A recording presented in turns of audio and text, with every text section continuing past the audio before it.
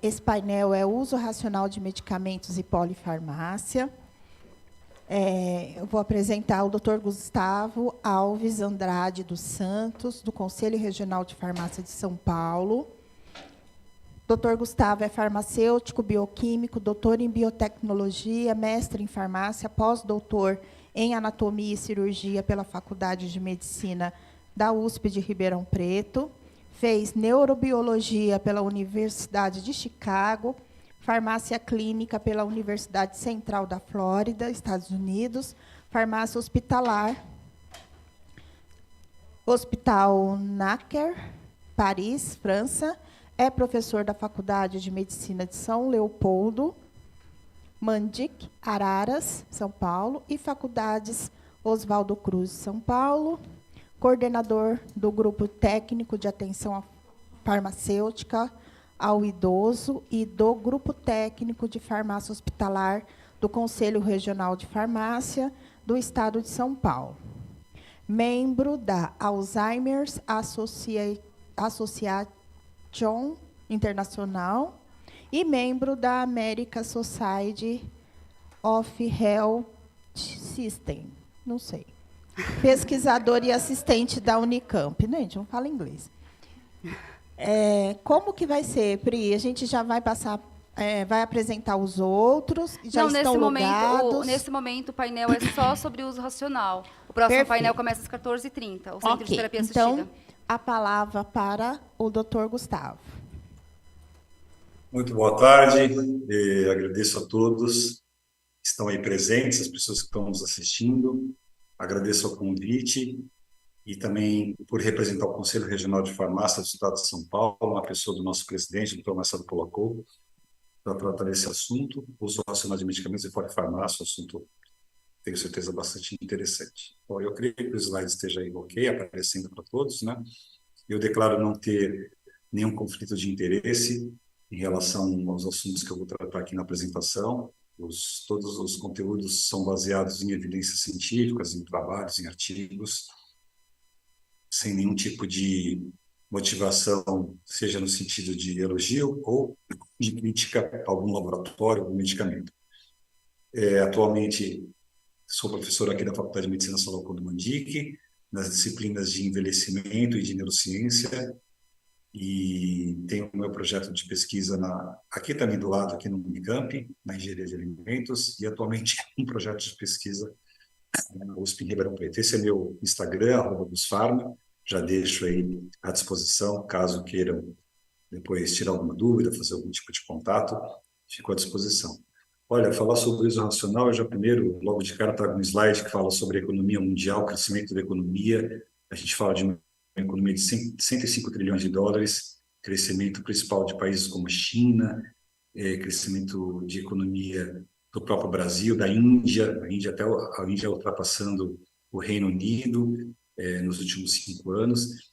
E, em contrapartida a esse crescimento, é importante dizer também que a indústria farmacêutica, que está entre as 4 maiores indústrias de bens de consumo do mundo, perdendo o seu posto apenas para a indústria bélica, o tráfico internacional de entorpecentes e a indústria do petróleo. A indústria farmacêutica, ela ocupa uma posição importante. A indústria farmacêutica, eu peguei aqui, pincei algumas informações em relação a alguns produtos, por exemplo, o uso de medicamentos opioides, o uso de analgésicos. A gente tem uma estimativa de crescimento a partir de 2020 até 2030 muito grande, principalmente os medicamentos não opioides, que devem estar chegando no mercado nos próximos anos. Eu trabalho com pesquisa na área de demência. A gente tem um cálculo que diz que em 2050, ou seja, daqui a menos de 30 anos, nós teremos um gasto com medicamentos para demência que vai ser superior ou quase igual ao PIB do Brasil, cerca de 1,3. O PIB do Brasil, para que fique bem claro, ele está por volta de 2,3 trilhões, e o gasto com medicamentos para demência deve superar 1 tri. Então, se a gente está falando aí de um faturamento maior do que a Microsoft, maior do que a Apple, todos esses gigantes. falando agora em analgésico, em opioides, né? No ano passado foram instaladas essas máquinas em alguns pontos lá dos Estados Unidos. Vocês já devem ter ouvido falar, já devem ter lido a respeito, que os americanos vivem a crise dos opioides, né? Estima-se que em 2022 tenham morrido só por overdose de uso de opioides 110 mil americanos. Esses dados, esses números, eles foram crescendo a partir dos anos 90, com o advento de novos protocolos e da própria prática clínica de usar medicamentos opioides em detrimento de outros medicamentos. E quando a gente fala de uso racional, aqui é um capítulo bastante sério de emergência sanitária com relação ao uso expressivo e o uso desmedido de medicamentos opioides que levam, então, o sistema de saúde americano a instalar essas máquinas que vocês estão vendo. Parece uma máquina de Coca-Cola, mas, na verdade, é uma máquina que ela libera um frasco de spray nasal chamado naloxona, que é um antagonista para intoxicação com opioide. Então, aquelas pessoas que fazem uso exagerado de opioides, elas vão acessar essas máquinas. Algumas dessas máquinas, elas liberam um teste que você faz imediatamente ali para ver o nível de opioide que você tem no sangue e libera gratuitamente o antídoto para que a pessoa não corra o risco de morrer em detrimento do uso, aqui é o Narcan, aqui é a foto dele, dentro da máquina. Então, isso vai muito em encontro ao tema que a gente está falando aqui hoje, que é o uso racional, e aqui especificamente o uso não racional de medicamentos opioides que são prescritos, né? Olha, falar de uso racional, a gente tem que também avaliar o contexto econômico dos países, o acesso, acho que todo mundo lembra, não tem como esquecer, da Covid-19, das campanhas que foram feitas aí ao longo de praticamente 3 anos, quase 2 anos e meio, com relação à vacinação. E vejam vocês, esse dado que vocês estão vendo aí agora é um dado do New York Times, que eles têm uma página específica que chama-se New York Tracker Vaccines. Essa página ela foi desativada, ela foi congelada em março desse ano, porque as campanhas de vacina já estavam muito avançadas no mundo inteiro, mas é só para vocês terem uma ideia que, embora a gente esteja falando de uma doença que vitimou milhões de pessoas no mundo inteiro, só que no Brasil quase 700 mil pessoas, a quantidade de pessoas vacinadas ao longo de toda a pandemia foi por volta de 5,5 bi pessoas no mundo inteiro. 70% da população mundial foi vacinada. Mas repare o mapa da África, que é esse aí no meio. E na maioria da África, 85% da África, o total de pessoas vacinadas não chegou a 35%. Você só vai ver uma mancha ali verde mais escura aqui no canto bem abaixo aqui na África, que é a África do Sul, que é um país, digamos aí, de segundo mundo. Agora o restante, República Popular do Congo, Etiópia, Nigéria, esses países, Zaire, enfim, esses países foram seriamente prejudicados por não ter acesso. Então, o uso racional de medicamentos, ele tem muita questão econômica, o acesso ao medicamento e a vacina ao medicamento. Embora a gente esteja falando de uma pandemia que vitimou, novamente, milhões de pessoas, nós temos, em março desse ano, o último dado de que boa parte da África não conseguiu vacinar os seus habitantes. O medicamento, como bem de consumo, ele começa com uma história bastante interessante, porque a gente passa a tratar do uso do medicamento de uma forma um pouco mais nostálgica. O medicamento manipulado nas boticas, manipulado no entorno das farmácias, as farmácias que antigamente chamavam-se boticas, não as farmácias de manipulação, isso lá no final do século XIX. O farmacêutico ali com uma posição muito científica, né, de quem manipulava, de quem conhecia a arte de manipular. Aí a gente tem o início do século XX, com uma descoberta muito importante, que foi lá em 28, com a descoberta da penicilina pelo Alexander Fleming. Depois, 10 anos depois, o Howard Florey e o Ernest Chain, em Oxford, conseguindo transformar a penicilina em escala industrial. E a gente começa a ter, então, a partir dos anos 60, aqui no canto esquerdo inferior, a segurança do medicamento. A gente passa a discutir a segurança do uso do medicamento. O medicamento como centro de todas as atenções e um verdadeiro boom de medicamentos que chegam no mercado. Porque a gente sai do nada, que é aquela figura lá em cima da botica, onde a gente tinha medicamentos manipulados, e a gente vai para o tudo. O tudo é ali final dos anos 70, quando você começa a ter os medicamentos industrializados. Então, além dos antibióticos que eu citei anteriormente, a chegada dos anticoagulantes nos anos 50, a chegada dos antidiabéticos orais também nos anos 50, a pílula anticoncepcional no final dos anos 60. Então, a gente tem uma verdadeira avalanche de medicamentos chegando no mercado. E aí, então, nós vamos para essa última figura do lado direito aqui embaixo, que a gente começa a discutir a segurança do paciente. E aí entra o uso racional, porque o impacto positivo de tanto medicamento no mercado, ele é claro.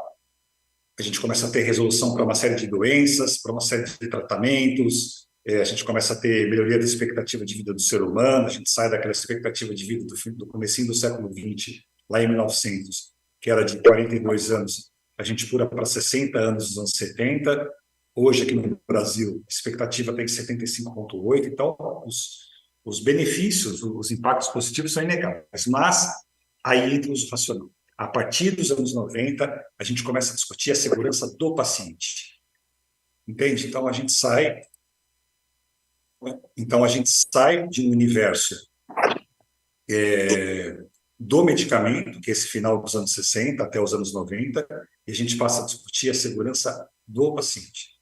E aí entra o uso racional. Por que entra o uso racional? Porque aí eu começo a me preocupar com automedicação, eu começo a me preocupar com interação medicamentosa, com reação adversa, com toxicidade, com adesão aos tratamentos. Então, o advento, a discussão de uso racional, ela vem a partir desse momento. De tal maneira que exatamente, olha, em 85, estamos falando, olha a época aqui que eu disse, ó, ali meados dos 90, final dos anos 90, a segurança do medicamento com a segurança do paciente, de tal maneira, então, que em 85, no encontro que a Organização Mundial da Saúde promove em Nairobi, na África, ela traz o primeiro conceito do que seria o uso racional. O uso racional é oferecer ao paciente a medicação adequada às suas necessidades clínicas, nas doses correspondentes, por tempo adequado e ao menor custo possível. Tem um conceito da UFIL, que é a Organização Ibero-Latino-Americana de Farmácia, que fala exatamente, fala muito parecido com isso, né? Fala que o medicamento, para ser usado de maneira racional, ele tem que ser um medicamento disponível em tempo oportuno, ao menor custo possível e que seja efetivo. Então, um medicamento que dê resultado efetivo, que esteja disponível naquele tempo e que tenha o menor custo possível. Ou seja, romper uma ideia de que medicamento bom tem que ser medicamento caro. Não é exatamente isso. Alguns dados sobre o uso racional: 50% de todos os medicamentos são prescritos, dispensados ou usados inadequadamente. Então, metade dos medicamentos hoje as pessoas usam de maneira inadequada, podem ter sido prescritos de maneira inadequada, podem ter sido dispensados de maneira inadequada. Então, a gente tem gaps muito significativos entre o momento em que o medicamento é prescrito pelo médico até o momento que ele é usado pelo paciente. O médico pode fazer uma prescrição correta, orientar, mas ele pode, lá na dispensação, pode ter uma dispensação errada, ou ele pode ter dispensação e prescrição correta e uso inadequado. Quantas pessoas que não tomam medicamentos de maneira errada? Uso racional, as pessoas também fazem parte do uso não racional.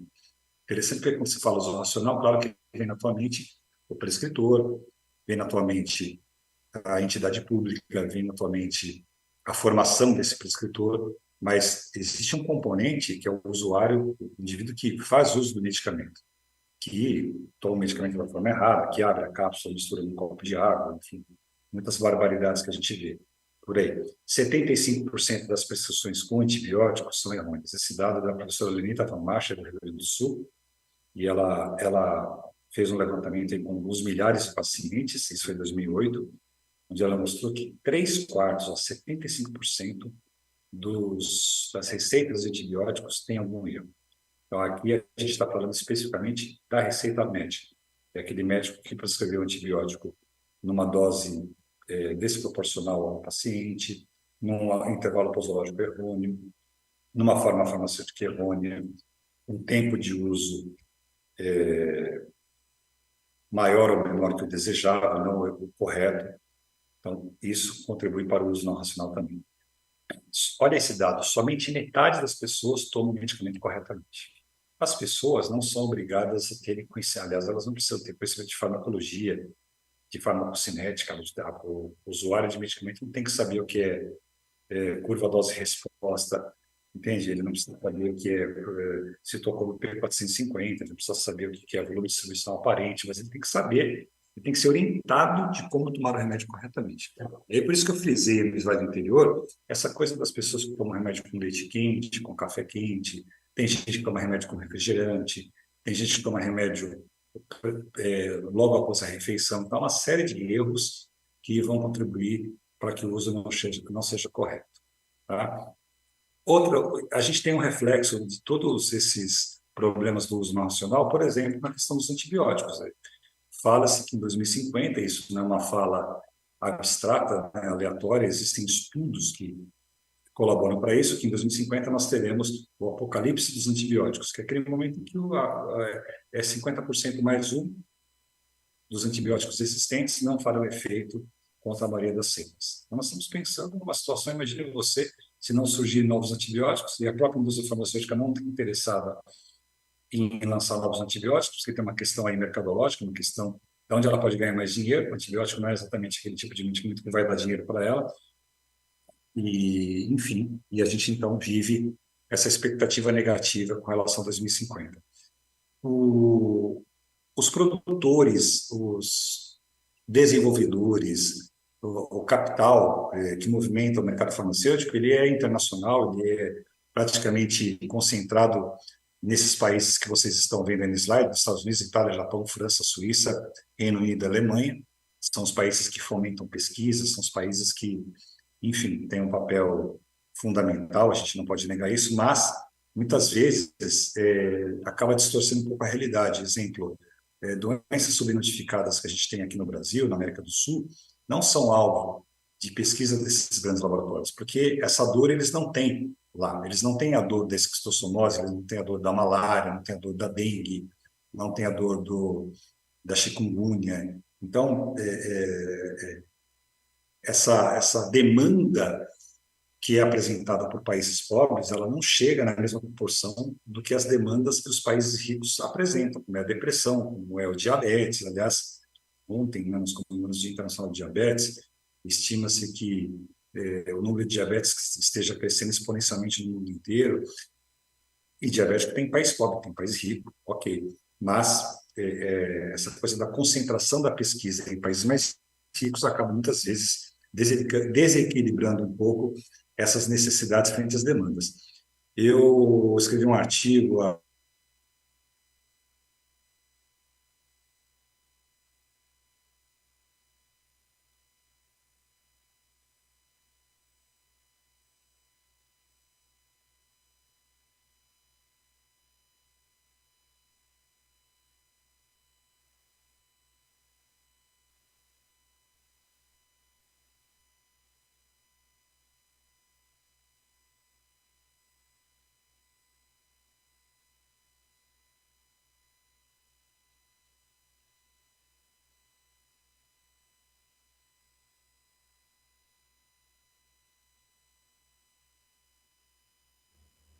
Deixa eu só avisar ele aqui. Acontece.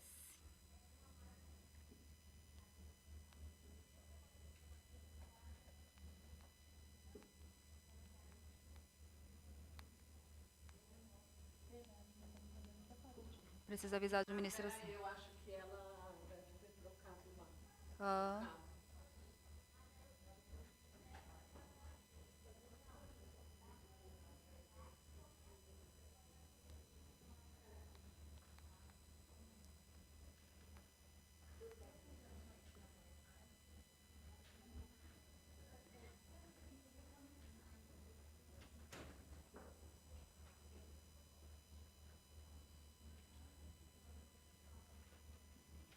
Realmente aqui. Quer tentar conectar? Quatro maiores indústrias de bens de consumo do mundo, ela não é exatamente uma indústria filantrópica. Ela precisa... Doutor Gustavo. Recording in progress. Nos desculpe, nós tivemos uma queda da conexão aqui para quem está no presencial. Eu vou pedir para o doutor voltar um slide anterior, porque a gente não ouviu os últimos minutos. Ah, não sabia. Não, é que a gente também eu não conseguia te avisar, porque a internet caiu aqui e voltou. Tá, você quer que volta nesse? Aqui a energia acabou. Agora já voltou.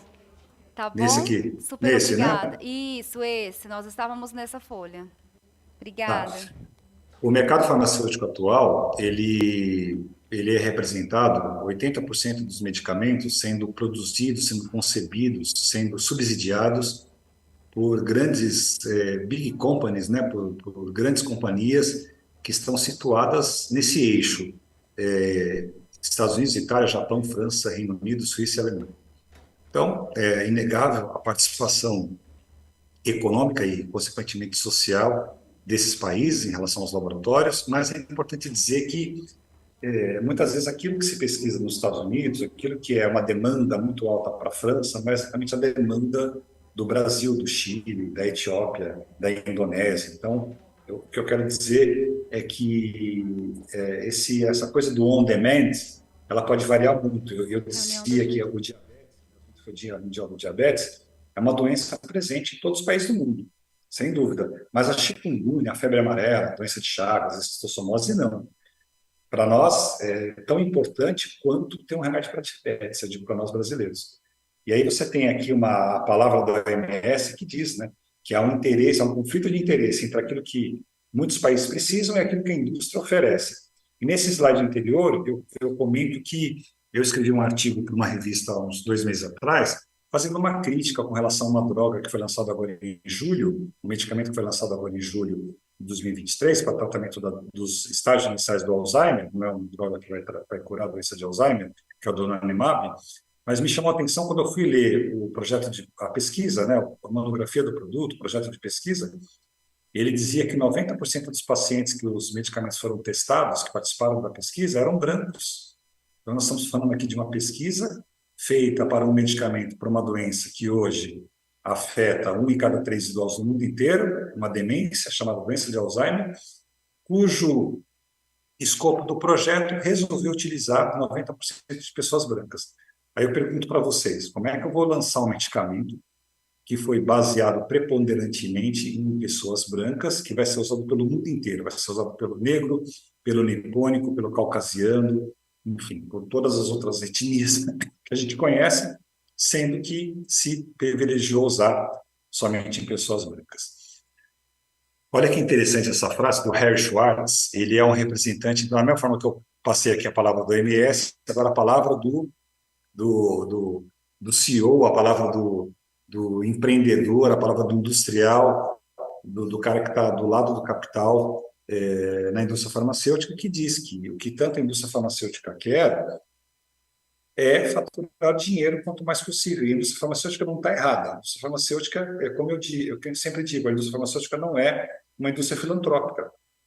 Ela não é a Maria Teresa de Calcutá, a sociedade anônima. Ela é uma indústria que tem que fazer dinheiro. E ela vai fazer dinheiro aonde? Ela vai fazer dinheiro naquelas demandas que têm retorno financeiro para ela. Quais são essas demandas, Gustavo? Hoje pode ser a depressão, pode ser o câncer, pode ser o diabetes, pode ser a fibromialgia, pode ser o Alzheimer, entende?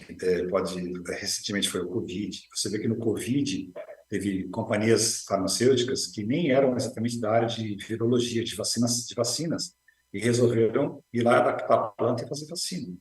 Então, não há nenhum problema nisso. Acho que tem que ficar muito claro para todo mundo essa questão do que é o interesse social versus o interesse da indústria farmacêutica. Os medicamentos, como eu disse, quando a gente fala em medicamento racional, a gente não pode esquecer os benefícios dos medicamentos da indústria farmacêutica no que diz respeito à qualidade de vida das pessoas. Olha a expectativa de vida das pessoas aumentando. A gente sai lá de 35 anos, dos anos 50, imagina uma pessoa em média viver 35 anos, porque ela ia morrer de uma infecção, ela ia morrer de doenças inflamatórias, doenças infecciosas. De repente, ela chega a uma expectativa de vida que hoje está perto de 80 anos. A taxa de mortalidade infantil também caindo bruscamente, né? O número de nascidos vivos, para cada 1.000 nascidos vivos, você tinha 185 mortos em 1950, esse número hoje caiu para 5 em alguns locais do mundo, na África ainda um pouco maior, mas pega aqui Europa, América do Sul também, América do Norte. Então, tudo isso é uma revolução provocada pelo medicamento, é uma revolução farmacológica. Agora, qual é o impacto negativo? Temos os impactos positivos, mas temos também a questão das consequências desses medicamentos. Esses medicamentos, de novo, saímos do nada, final do século XVIII, final do século XIX, começo do XX, e vamos para o tudo. O tudo é 1970 para cá, com a chegada de muitos medicamentos para doenças que sequer tinham tratamento ou cura. Mas a gente começa a enfrentar problemas relacionados aos medicamentos, os chamados PRMs, como diz o pessoal do Consenso de Granada, lá da Espanha. Nós começamos a ter advento de reações adversas, interação medicamentosa, automedicação e outros problemas também.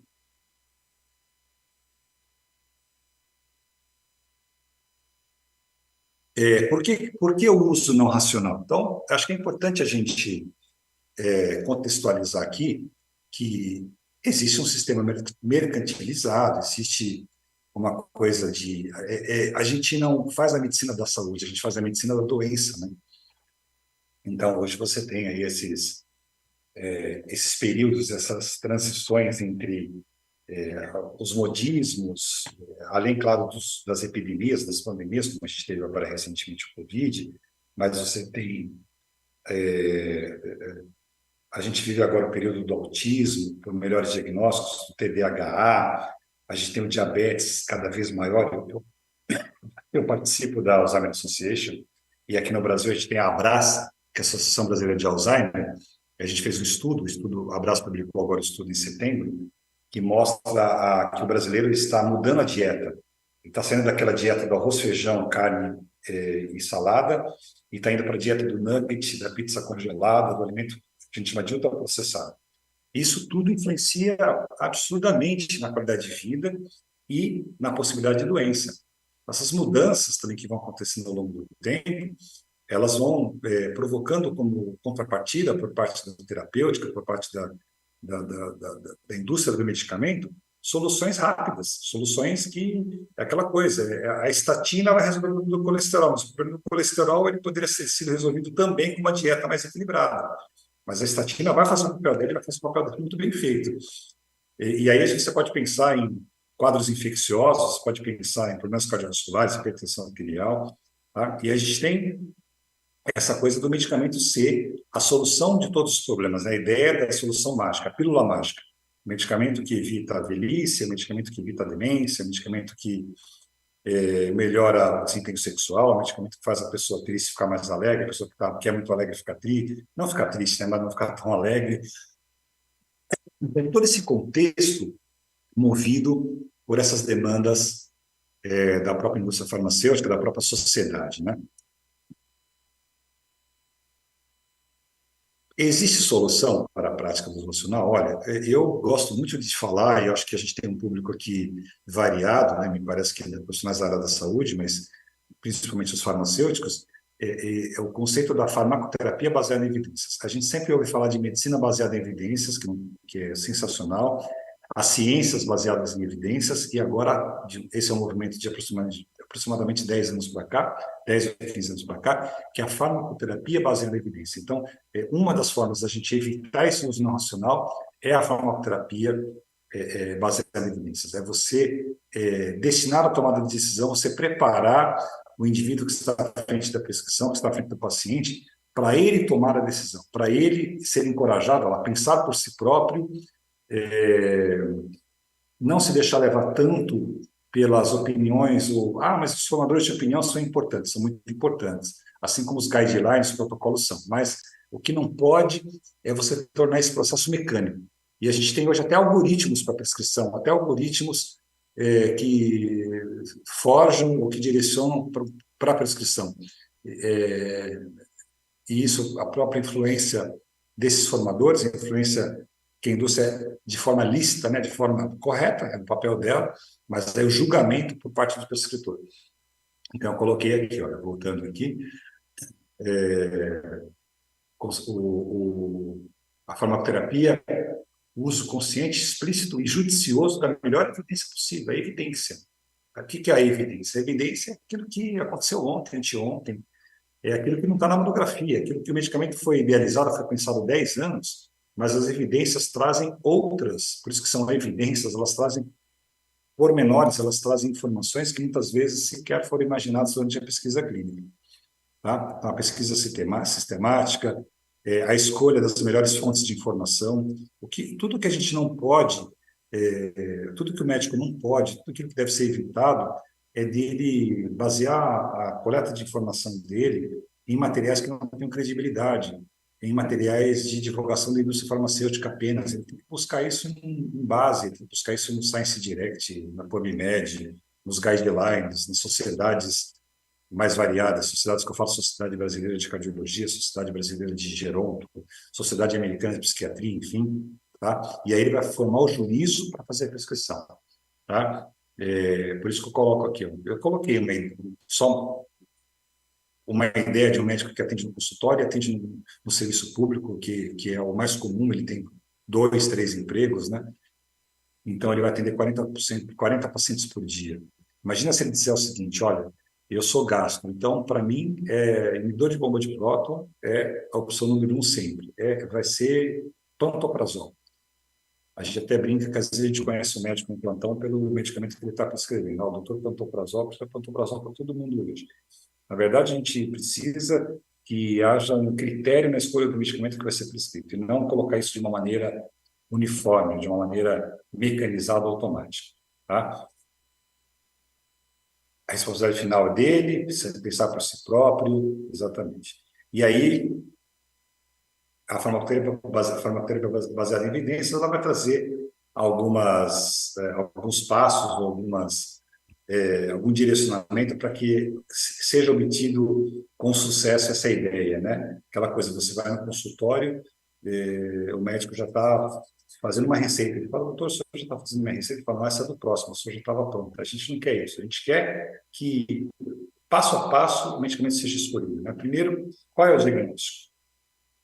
Muitas vezes, a prescrição já é feita sem que sequer o diagnóstico seja devidamente elucidado, sem que sequer o objetivo terapêutico tenha sido estabelecido. Isso é um grande risco. Então, a gente pensa o quê? Em reconhecer a necessidade, o diagnóstico, reconhecer qual o objetivo terapêutico. Então, diante desse diagnóstico, o que eu quero? Uma droga anti-inflamatória, uma droga antialérgica, uma droga anti-infecciosa, enfim, objetivo terapêutico. Tá? Em cima do objetivo terapêutico, veja, são ciclos, é um passo a passo, né? É um fluxo. Depois que eu defino o objetivo, aí eu vou pensar no grupo de medicamentos. E aí, por último, a droga. Olha que interessante. Então, diagnóstico, objetivo terapêutico, classe terapêutica, e aí para escolher a droga, eu estou diante de uma pessoa de 70 anos, é uma coisa. Estou diante de um jovem de 20 anos, outra coisa. Eu estou diante de uma pessoa de 45 anos que é um renal agudo. Eu estou diante de uma criança de 8 anos. Então, veja, mesmo que você tenha uma droga, que seja aquela droga que você mais comumente prescreva, tem que ser levado em consideração o paciente, características fisiológicas e também características sociais, porque muitas vezes o melhor medicamento pode não ser de fácil acesso para aquele indivíduo. Talvez seja melhor ele obter recursos, obter meios para ele conseguir esse medicamento via judicialização, ou talvez seja melhor um medicamento que seja de mais fácil aquisição, traga resultados tão bons quanto aquele outro que o custo é praticamente inacessível. Então, novamente, definir diagnóstico, qual o objetivo terapêutico, quais são as classes terapêuticas disponíveis, e aí escolher o medicamento de acordo com esses critérios de eficácia, segurança, aplicabilidade e o custo. Eu coloco aqui um exemplo. Existe uma droga chamada rivastigmina, com anticolinesterásico, e sabe-se que a rivastigmina, na forma transdérmica, a gente fala PET, né? Ela contribui para a redução do uso de antipsicóticos em pacientes com demência. Então, olha que interessante. Eu opto por usar a rivastigmina em detrimento da donepezila, da galantamina, porque eu sei que a rivastigmina ela reduz o consumo ou a necessidade de antipsicóticos de segunda geração, olanzapina, risperidona, aripiprazol, clozapina, todos esses remédios aí serão prescritos em frequência menor, ou talvez nem sejam prescritos. Olha que maravilha. Então, isso tudo precisa ser de conhecimento, até para a gente, novamente, sair daquela coisa mecanizada da prescrição. Olha, a polifarmácia, dentro do contexto do uso racional, a gente tem 2 tipos de polifarmácia: a polifarmácia convencional ou quantitativa, quando a pessoa usa mais de 5 medicamentos, 5 medicamentos ou mais, ou a polifarmácia qualitativa, que é aquela que é muito comum quando a gente trata de pessoas idosas, que inclui medicamentos inapropriados para idosos. E a gente tem uma série de listas, né, que tratam dessa polifarmácia qualitativa. A mais conhecida, que eu vou citar daqui a pouquinho, é a lista de Beers.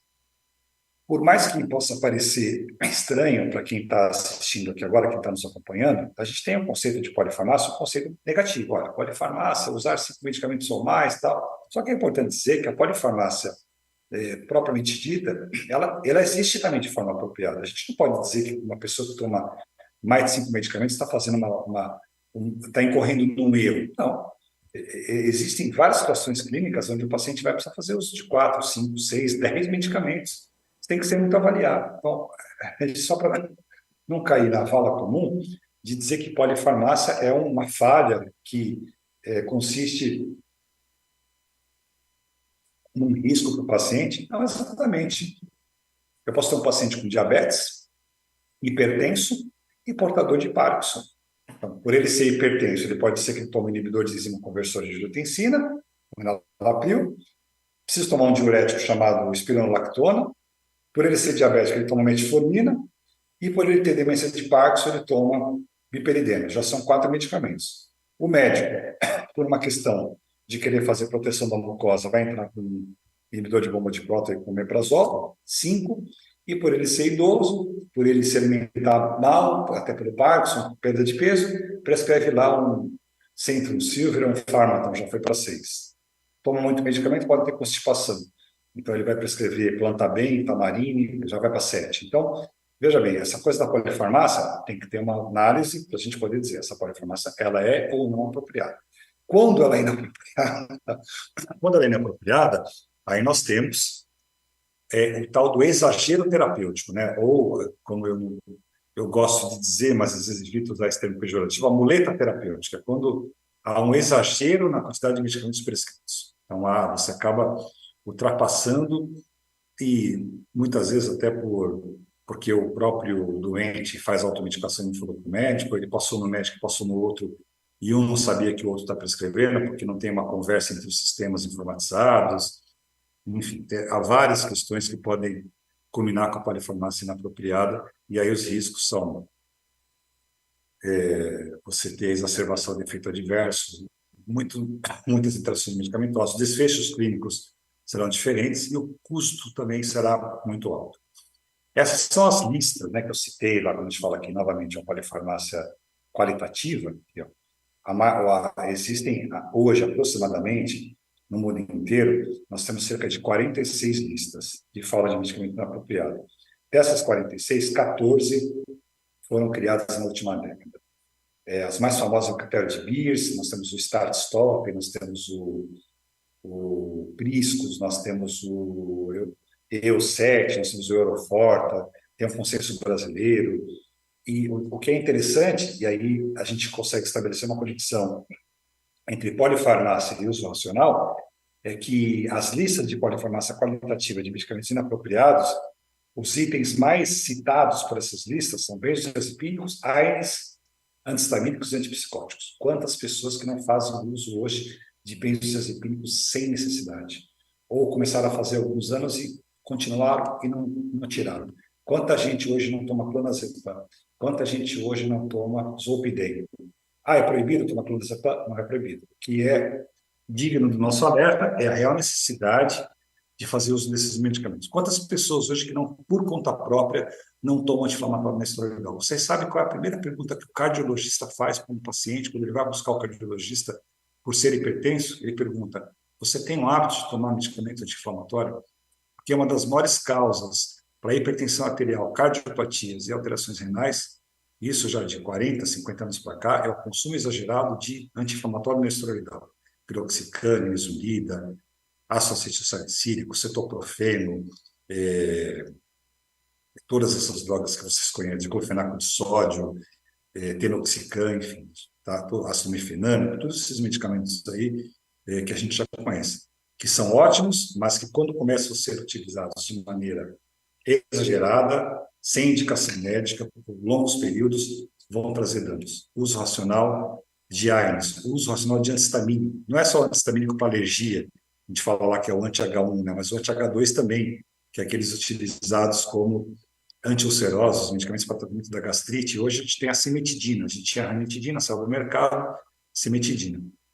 E os antipsicóticos, medicamentos que também são utilizados para distúrbios de comportamento, esquizofrenia, pacientes com transtorno bipolar, associados a estabilizadores do humor. A gente está pensando aqui desde o haloperidol, da clopramazina, da pericazina, até esses mais recentes, né, o aripiprazol, a olanzapina, a risperidona, a clozapina, que são os mais conhecidos. Então, o critério de Beers, que é esse polifarmácia qualitativa, né, o critério de Beers, eles se dividem em 5 categorias, 5 critérios, né, na verdade. Os potencialmente inapropriados, de uma forma geral, por exemplo, scopolamina. É um medicamento que faz polifarmácia qualitativa, principalmente para idoso, porque é anticolinérgico, então ele reduz secreções, pode dar constipação, ele pode provocar retenção urinária, ele pode alterar o eixo extrapiramidal do idoso, cai, bate a cabeça, tem uma fratura. Aqueles que normalmente devem ser evitados em idosos com certas condições, como é o caso do AS. O AS ele vai ter ali regras para ser prescrito principalmente pós-infarto, pós-AVC, mas em muitos casos não deve ser usado em demasia. A varfarina, os medicamentos de baixo índice terapêutico, as interações medicamentosas e os medicamentos que precisam de ajuste renal. Então, tem aqui uma amostragem do critério de Beers. Já estou terminando aqui, sei que meu tempo está perto de esgotar. O que a gente pode fazer para resolver o problema? É fácil vir aqui e falar, o uso racional, os problemas são esses, as estatísticas são essas, a polifarmácia é isso. Primeiro, gente, todos os envolvidos, não somente o Estado, né? Então, primeiro, políticas farmacêuticas apropriadas, legislações. Que legislação? Nós tivemos aí, há 10 anos atrás, a criação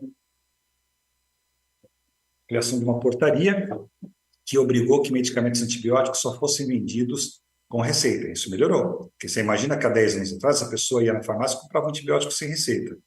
Então, isso foi uma iniciativa governamental, foi uma regra, foi uma legislação que foi criada para coibir. Vamos, o que a gente vai fazer agora? Vamos impedir que as farmácias vendam medicamento tarjado sem receita. O medicamento está lá, venda sob prescrição médica. Pode ser. Então, você tem por parte do governo, algumas ações que podem coibir o uso não racional. Por parte dos produtores também, a consciência, por parte das distribuidoras, contra a questão do acesso, contra a questão da facilidade da aquisição. E hoje você entra na internet, a internet é um campo vasto, né? Você compra qualquer medicamento hoje na internet, sabe-se lá, a proveniência desse medicamento, onde ele está vindo, tem o produtor, as universidades melhorando a formação dos profissionais de saúde, melhorando a profissão melhorando a formação do profissional médico, do farmacêutico, do enfermeiro, da enfermeira. Então, o médico, eu leciono para médicos, então, o médico com a consciência da prescrição, da importância da prescrição, da consciência do uso racional, com a consciência da necessidade, como eu falei anteriormente, de ter materiais bons para ele consultar, para ele amparar suas decisões, pensar por si próprio, né?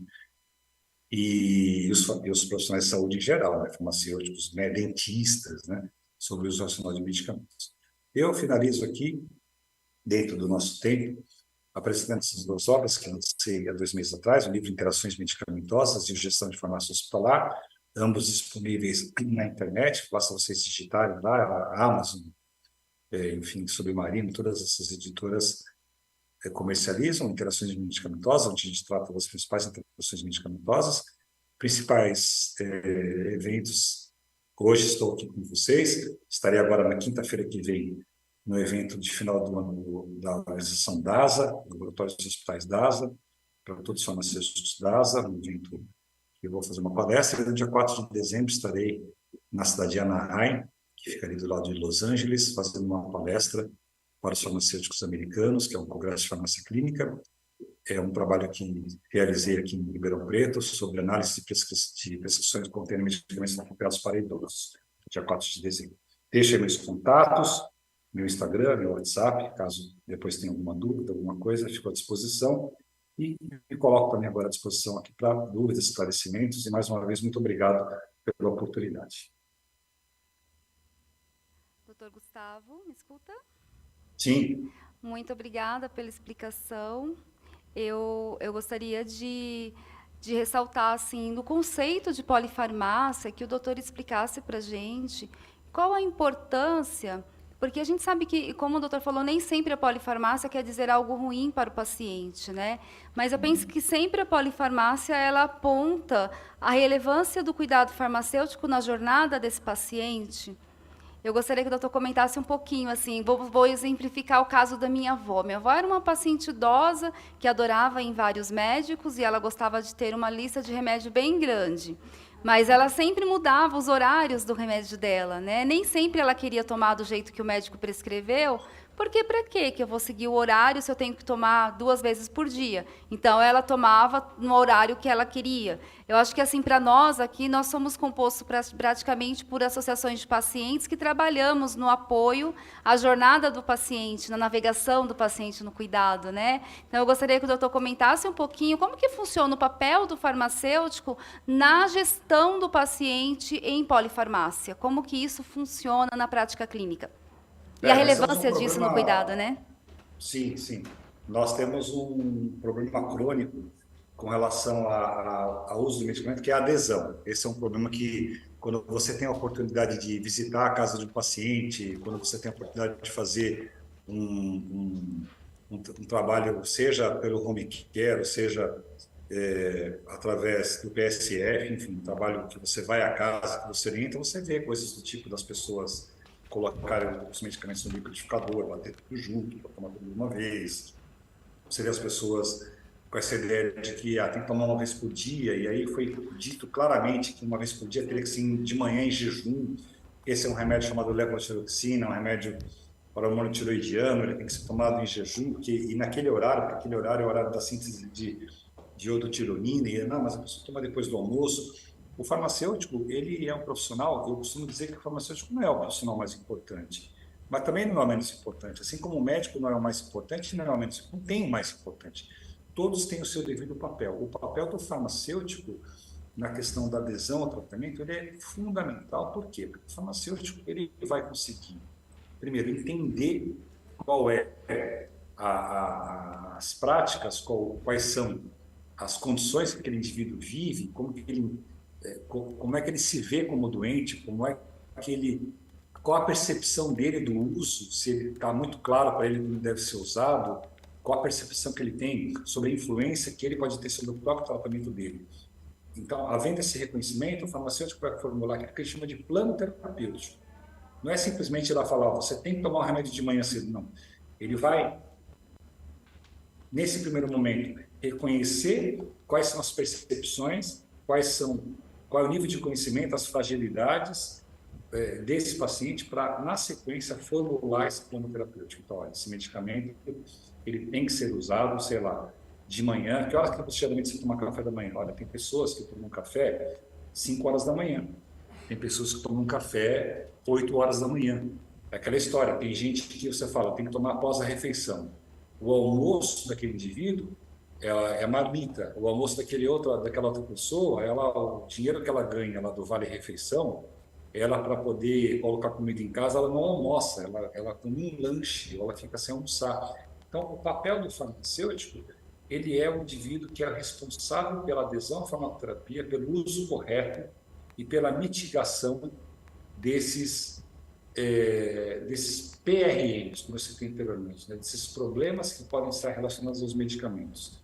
Muitas vezes o farmacêutico, com um aconselhamento simples, como, por exemplo, a forma de usar o medicamento, a forma de ingerir o medicamento, ele pode evitar que a pessoa tenha uma dor de estômago, que a pessoa tenha o risco de uma queda, que ele vai dizer, olha, esse remédio, em tal faixa horária do dia, que foi, sei lá, quando ele vai obter o pico plasmático, perto desse momento, você tem que ter cuidado quando você for se levantar bruscamente da cadeira, porque ele pode dar hipotensão ortostática, você pode cair e bater a cabeça. Então, tem orientações que muitas vezes elas são tão simples, mas que elas podem fazer uma diferença muito grande naquilo que você perfeitamente chama de jornada do paciente.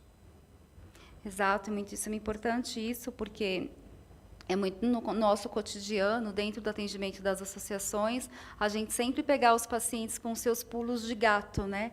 Os pacientes criam as suas próprias formas de se relacionar com seus medicamentos e eles terminam tomando da forma como eles acreditam ser o adequado, porque nem sempre 2 vezes por dia o paciente entende que é de 12 em 12 horas. Ele pode tomar no almoço, pode tomar no café da manhã, pode não tomar à tarde. Então, eu acho que é muito importante essa jornada de cuidado na gestão das doenças crônicas. Penso que por diversas questões, tanto por segurança, eu acho que quanto para o uso racional, quanto para a gente poder trabalhar a retirada de medicamentos quando necessário, né? Que eu acho que isso também é possível em algumas doenças. E eu gostaria de convidar... Sim? Desculpa, te interrompi. Eu ia falar da desprescrição, que é um tema que chegou agora, e ele é fundamental, desprescrever, exatamente. Nem tão pouco só prescrever, mas quando a gente olha as evidências científicas do tratamento de doenças autoimunes, já é possível observar em algumas doenças os médicos conseguindo reduzir a quantidade de medicamentos. Por exemplo, eu sou uma paciente de remissão, eu uso tocilizumab, é uma injeção por semana. Então, o médico já consegue colocar uma a cada 15 dias, né? Porque você vai controlando a remissão e os médicos vão conseguindo conduzir isso, mas eu penso que isso só é possível quando o paciente tem uma boa rede de cuidado e ele tem um acesso a um cuidado multidisciplinar.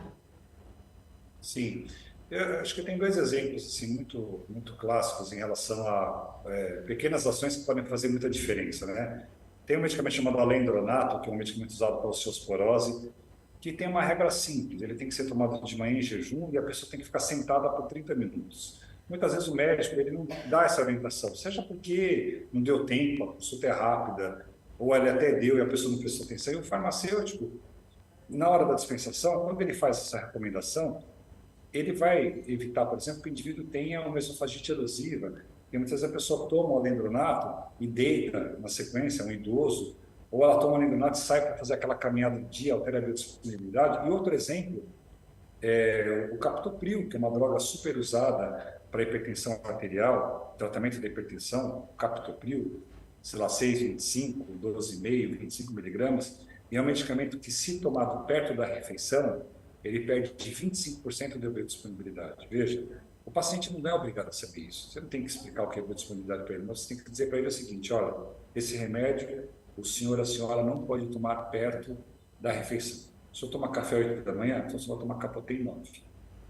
Captopril, sei lá, você almoça meio-dia, você vai tomar o captopril às 11, dentro do intervalo de 8 horas, se for possível. Então, são pequenas orientações, como a ingesta de água também, tomar cuidado com outros líquidos que podem interferir na absorção dos remédios, como eu falei agora há pouco, o leite quente, o chá, o suco. Tem gente que toma remédio com refrigerante. Então, pequenas orientações que podem fazer muito sentido. Principalmente as garrafadas, né? Que podem interferir muito. Doutor Gustavo, eu vou perguntar aqui se a plenária tem alguma pergunta. Deixa eu dar uma espiada no Zoom, se tem alguma pergunta no chat. Bom, quando a aula é tão completa, né, as informações ficam bastante claras. Doutor Gustavo, gostaria de agradecer, em nome da Biorrede Brasil, a sua participação, a sua colaboração, ao Conselho Regional de Farmácia do Estado de São Paulo também, por estar conosco aqui na empreitada de levar informações sobre cuidado farmacêutico e a importância do farmacêutico na jornada de cuidado das doenças crônicas do nosso país. Muito obrigada por estar conosco. Eu deixo o convite, se tiver disponibilidade. Agora a gente vai discutir um tema também que é muito importante para o cuidado farmacêutico. Nosso próximo tema é Centro de Terapia Assistida e a relevância que tem esse serviço dentro do SUS. Muito obrigada, eu passo as suas palavras de agradecimento. Eu agradeço novamente, deixo como minha última mensagem aqui, que as pessoas que estão nos assistindo, que sempre procurem a orientação do farmacêutico, que tomem muito cuidado com orientações oriundas da internet, coisas que são pesquisadas, as respostas que vêm rápidas, imediatas. Procure o farmacêutico na farmácia mais próxima, tenta ter um vínculo com ele, porque ele pode te ajudar, ele pode te dar orientações e, consequentemente, vai colaborar bastante para o sucesso do seu tratamento da farmacoterapia. Mais uma vez, muito obrigado e um bom evento a todos. Muito obrigada. Vamos seguir agora o nosso próximo tema,